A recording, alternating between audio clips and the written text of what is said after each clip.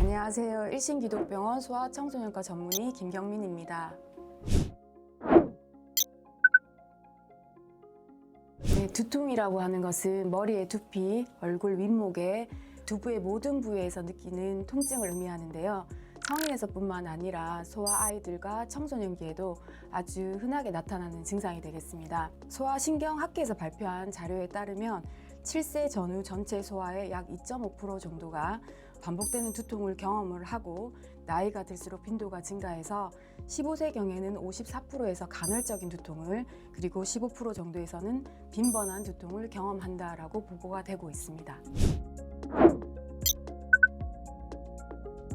두통이라고 하는 것이 주관적인 느낌이고 사실 나이가 어릴수록 구체적으로 표현하는 것이 어려워서 아이들의 통증의 정도를 정확하게 확인하는 것이 힘들 때가 많습니다. 그래서 진료실에서는 이런 주관적인 통증의 정도를 객관적으로 평가할 수 있도록 하는 통증 사정 도구라는 것을 사용을 하게 되는데요. 표현을 잘 못하는 어린 영유아일수록 이제 얼굴 표정을 통해서 통증을 확인을 하는 얼굴 통증 등급이라는 것을 통해서 통증의 정도를 확인해 볼 수가 있겠고, 어느 정도 이제 표현을 할 수 있고 숫자를 아는 친구들은 0에서 10까지의 통증 정도를 숫자로 표시를 해서 자신의 통증 정도를 숫자로 표현하게 하는 숫자 통증 등급을 활용을 하게 되겠습니다.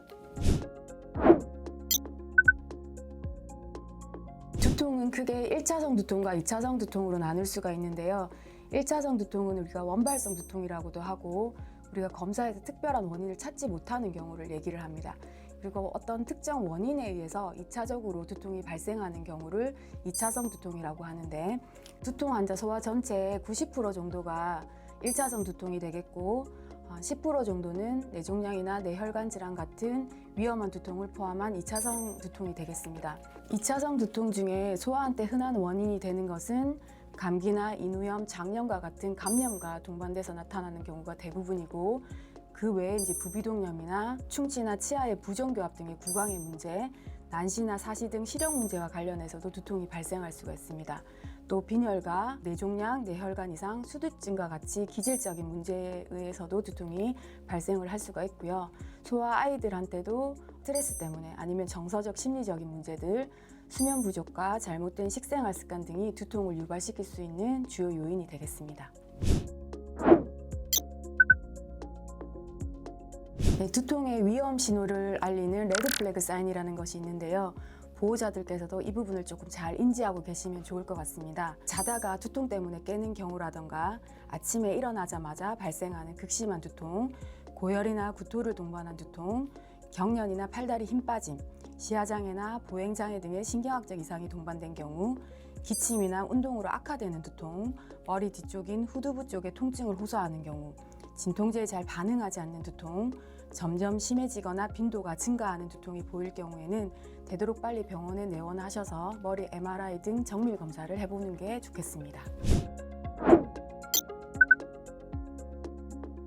네, 무엇보다도 병력 청취와 진찰이 가장 중요합니다. 언제부터 어느 부위가 얼마나 자주 어떤 상황에서 두통이 발생하는지를 자세하게 확인을 하게 되고요.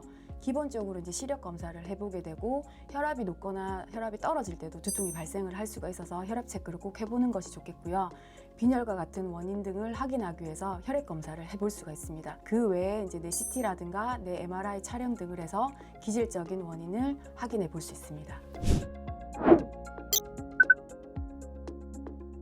먼저는 통증을 조절해 주는 게 중요하겠는데요.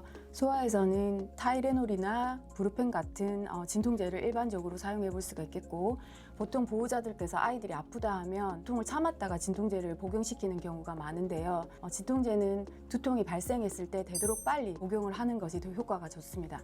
다만 진통제를 너무 과다 복용하게 되면 약물로 인한 두통이 발생할 수가 있기 때문에 주의가 필요하겠고, 또 일주일에 3회 이상의 두통이 3개월 이상 반복적으로 이렇게 발생하는 만성 두통인 경우에는 예방적인 치료를 같이 병행해 볼 수가 있겠습니다.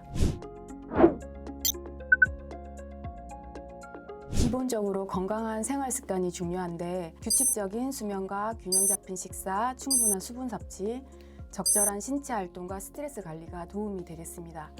그리고 장시간의 컴퓨터와 휴대폰 사용을 줄여주시고 초콜릿이나 탄산음료, 카페인이 들어있는 음료 등의 특정 음식으로 인해서 두통이 유발이 된다면 이런 음식들을 피하는 것이 좋겠습니다. 두통을 많이 호소하는 아이들 때문에 부모님들도 많이 힘들 것 같은데요. 그렇다고 아이들이 두통 호소하는 것을 무조건 꾀병으로는 보지 마시고요.